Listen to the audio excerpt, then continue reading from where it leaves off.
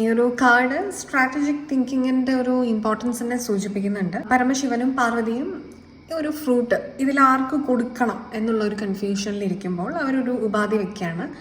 ലോകം ആദ്യം വലം വെച്ച് വരുന്ന ആൾക്ക് ഈ പഴം നൽകുമെന്നുള്ളത്. ഉടനെ തന്നെ സുന്ദര രൂപനായിട്ടുള്ള സുബ്രഹ്മണ്യ ഭഗവാൻ തൻ്റെ വാഹനമായിട്ടുള്ള മയിലിൽ ഈ ഉലകം ചുറ്റാനായിട്ട് പോയിട്ടുണ്ട്.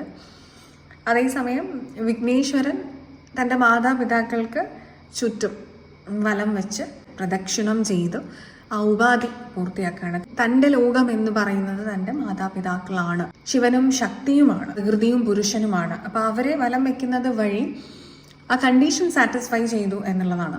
സുബ്രഹ്മണ്യൻ വളരെ ഫാസ്റ്റായിട്ട് തിരിച്ചു വരുന്ന സമയത്ത് ഈ ഫ്രൂട്ട് കഴിച്ചുകൊണ്ടിരിക്കുന്ന ഗണപതിയാണ് കാണുന്നത്. അപ്പോൾ ഇതിൽ നിന്ന് നമ്മൾ മനസ്സിലാക്കുന്നത് ചില സമയത്തെങ്കിലും നമ്മുടെ ബുദ്ധി ഉപയോഗിച്ച് നമ്മൾ ചെയ്യേണ്ടതായിട്ടുള്ള കാര്യങ്ങളുണ്ട് സക്സസ് നേടിയെടുക്കാൻ എന്നുള്ളതാണ്.